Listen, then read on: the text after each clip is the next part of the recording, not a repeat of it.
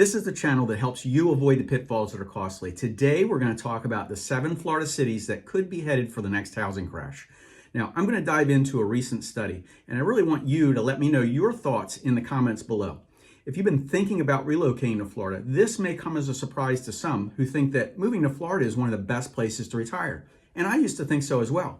But Florida has recently changed, and I mean really changed. Plus, I'm going to give you some possible alternatives based on affordability, likability, and everything in between. So give me a thumbs up. Now, here are the insights on a study as to why Florida is heading for the next housing crisis. There are several factors that you really want to look at. Delinquency mortgages, 30 to 90 days late. Delinquency on mortgages, 90 days past due. Super high insurance rates. Florida is the #1 state for hurricanes. 6 property insurance companies that have gone bankrupt or completely pulled out of the market. And Florida HOA fees are now increasing even higher. Plus, if you're buying a home anytime soon, the new property taxes have absolutely gone through the roof. So if you're still thinking about relocating to Florida, you just want to be smarter about it. Without further ado, let's just hop right into this. Now, this data is from the Consumer Financial Protection Bureau, specifically on the housing market in Florida, who ranked cities most likely for a crash. Now, these are ranked in a descending order. So let's start with the top one. Number 7, Pembroke Pines, Florida. It's located on the East Coast, right between Fort Lauderdale and Miami, but it's #1 on the list because of the percentage of mortgage delinquencies that are over 90 days late. Now, something is definitely happening here due to the affordability. You know, homeowner vacancy rate is 4.4% and the rental vacancy rate is 7.3%. But one thing I really want you to know is every one of the towns on this list, the percentage of vacancies is high because these properties are used as second homes or income producing vacation rentals. But all the towns on the list also have a high mortgage delinquency. So why are people struggling to pay their bills? High insurance, increased property taxes, fixed income? What's really going on? Number 6 on the list is Hollywood, Florida. Now, I personally have family who lives there, and I can tell you firsthand, Hollywood is known for its beaches. It almost feels like a relic or a fossil when compared to other beach towns.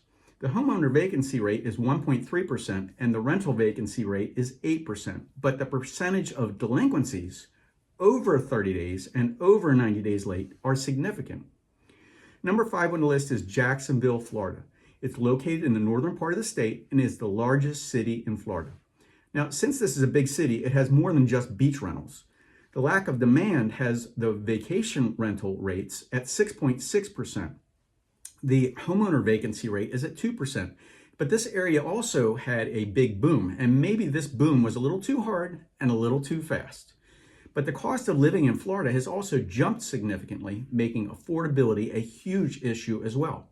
You know, according to a recent study by Go Banking Rates, the report shows that out of 3,600 Jacksonville homes on the market, 1,700 of the homes are somewhere in the pre-foreclosure or foreclosure process.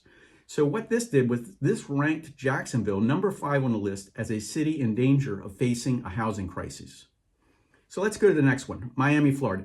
Hey, no one ever said it was cheap. Miami is the least affordable city in the United States, according to CNBC, but the average home price is $610,000. It's not just the price of the home. The percentage of income required to afford a home in Miami is approximately 87%. And it's not just high insurance and property taxes. There's a lot of people who are looking to exit and getting priced out. Miami also has the highest household vacancy rate, among the largest metro areas in the nation, as a matter of fact. This study found that out of 236,000 homes were second residences, and this could be making a reason for the high number. But the office vacancy rates in Miami-Dade is 14.9%, and the average rent climbed to $54 a square foot. That's an increase of $8 for the last year.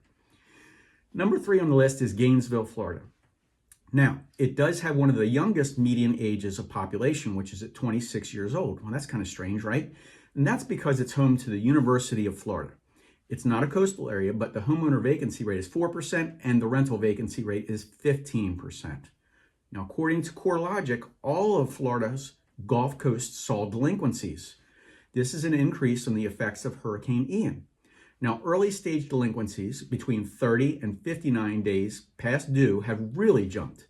And much of this is due to the fighting with insurance companies to pay up, and it's a struggle.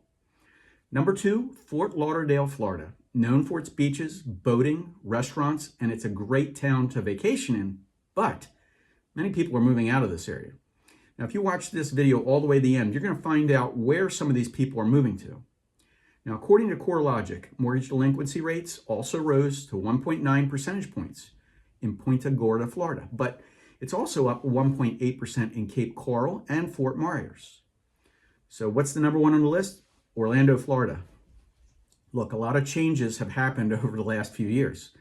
And what you must know right now is we are witnessing Florida home insurance prices skyrocket, and now mandated flood insurance is coming. 2 million people in Florida live in an HOA, and now HOAs have started to increase their reserves to meet these new standards. And if we do it now and into the future, they must get this money from the homeowners. So if you take a look at the math, simply many of these properties were purchased alongside new costs associated with homeownership. This is really going to equate to a disaster for many. Now, let's talk about something that's a lot less challenging. If people are moving out of the state of Florida because of outrageous insurance increases or huge property tax hikes, what are the alternatives? Where are they moving to? Now, I received hundreds and hundreds of comments on a video that I recently did. The truth of why people are moving out of Florida.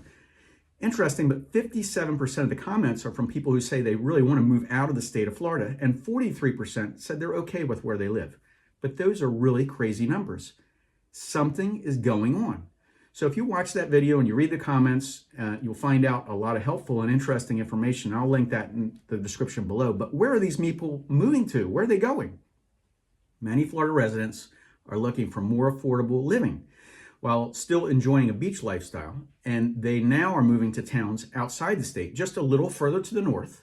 And what they have found is a beach lifestyle that's more affordable, a cost of living that's 6% lower than the national average. They've also been moving to a place where housing is 28% below the national average.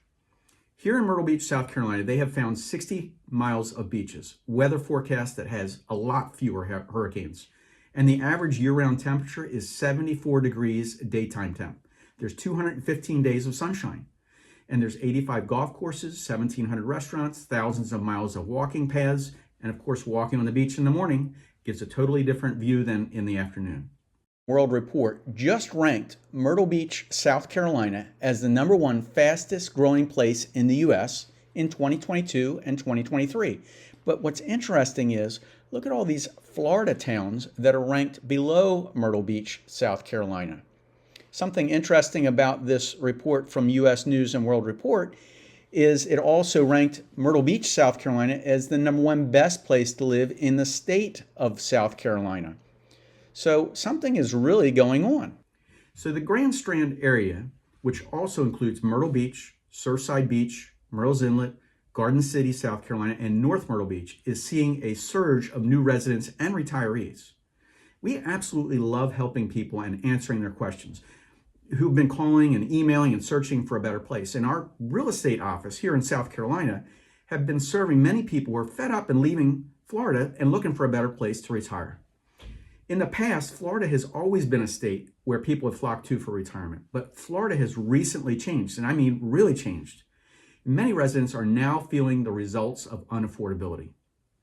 People have commented about Florida's relentless heat, traffic, politics, the red tide, snakes, bugs, alligators, neighbors, along with high property insurance, high car insurance, high property taxes, increased mortgage rates, driving home prices up and thus driving people out. Now, the fact is, many Florida cities on this list from the Consumer Financial Protection Bureau are now showing alarming signs of crisis, as many people are moving out of the state and looking for other places that are more affordable to live in.